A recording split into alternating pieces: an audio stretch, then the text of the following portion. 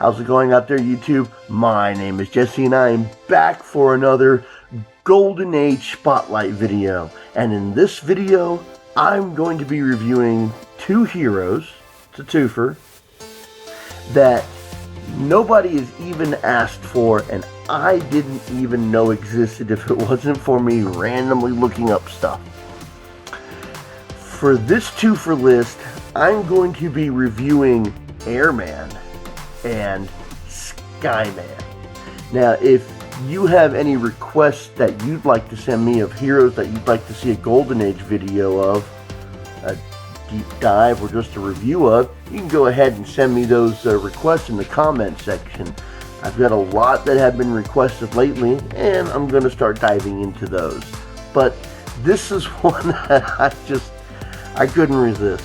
It's not going to be a very long video if I can help it.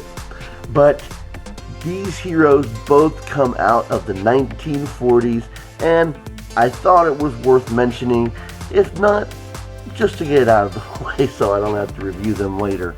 And for anybody who is a DC fan, I am not talking about Skyman from the new 50, well, not the new 52, it was the first 52, the one that was coming out every week. I'm not talking about that Skyman, because that's not Golden Age. So, now that we've got the era? 1940s black and white? Anyway, now that we're setting up, let's dive into these two heroes, Airman and Skyman.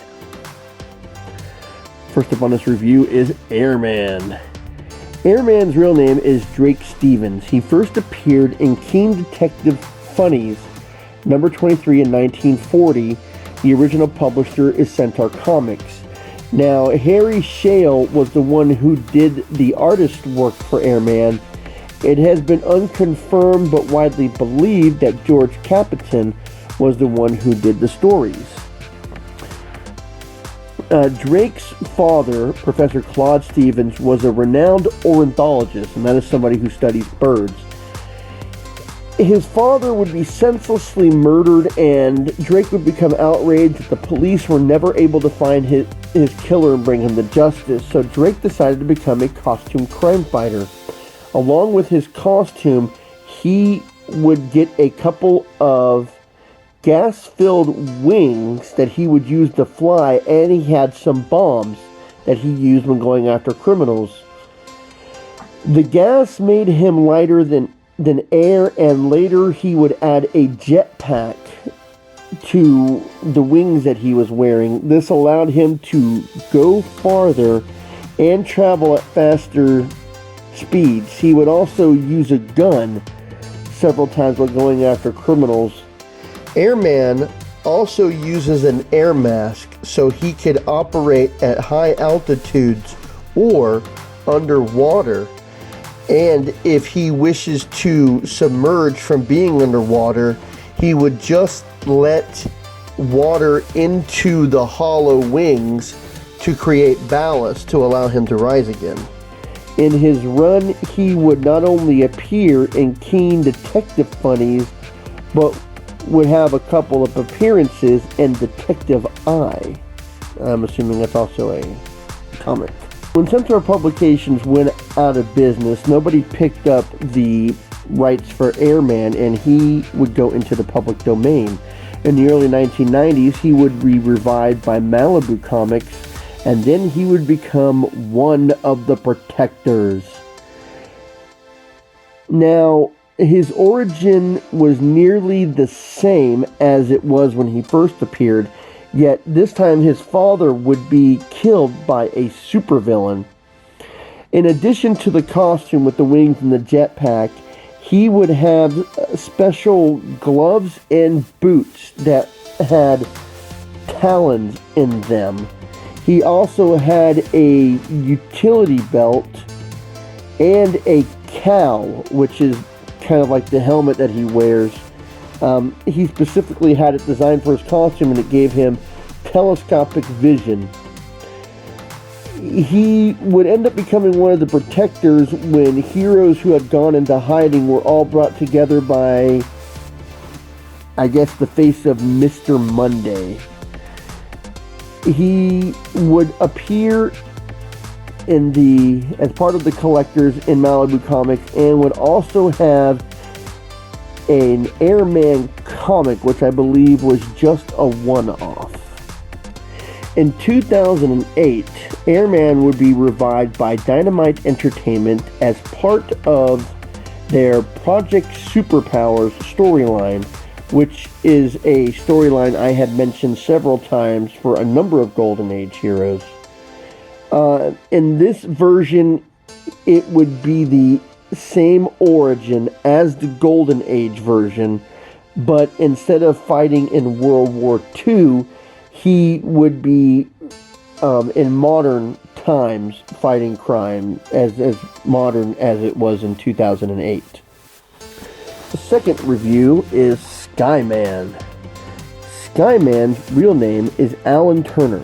He first appeared in Big Shot Comics #1 in 1940. The original publisher was Columbia.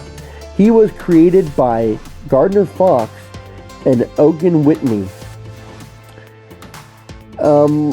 After his parents were killed in an accident, Alan Turner was raised by his uncle, who was a scientist who wanted to become outstanding in mind and body. When his uncle passed away, he would use the fortune he inherited to fight crime. He would have a relationship with Fawn Carroll, a woman who was in love with both Alan and Skyman. I did not read Skyman, so I don't know if she ever found out they were one and the same. Skyman was a brilliant scientist with no superpowers, and he did carry 2 pistols, an automatic and a staciomatic. I am not sure what a staciomatic is. It doesn't mean anything to me. He had a hidden laboratory which he called the Sky Dome, and he had a boomerang-shaped airplane he called the Wing that flew by harnessing the Earth's magnetic poles.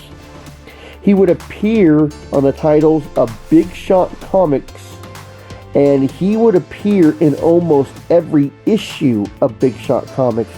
He had a self-titled comic, Skyman, and he appeared in a story on the comic titled Sparky Watts. In 1982, New Media Publishing would be reprinting the Skyman storylines as one-off comics. In 1987, Ace Comics would write a new story for Skyman, where they would take his origin from the 1940s and they would write a new story for him. The story was written by Mort Todd, and the art was done by Spider-Man's co-creator, Steve Ditko. The original artist, Ogun Whitney, would actually pencil and ink a new cover for the new Skyman #1 based on his 1940s cover. AC Comics would run reprints of the Skyman stories on some of their titles, such as Golden Age Men of Mystery, Golden Age Treasuries, and Men of Mystery Comics. In 2007, he was part of a large assemblance, as they said it, of public domain characters who would appear on Dynamite Entertainment's Project Superpowers, which I just mentioned and have mentioned a number of times. He would appear in 2007 and 2008, all the way through a number of their titles that would appear all the way to 2010. He was scheduled to appear in the Bounty Hunter series from Capture Comics. In 2014, Dark Horse Comics would release a Skyman a Skyman comic, and it was a one-off. Well, I hope you enjoyed the review of this. Not too dissimilar. I have no idea why we're still stuck in black and white. I hope this changes soon. I gotta cook out the goods till Memorial Day. Anyways, I hope you enjoyed this video. I hope you like what I do here. And until next time, I'll be seeing you.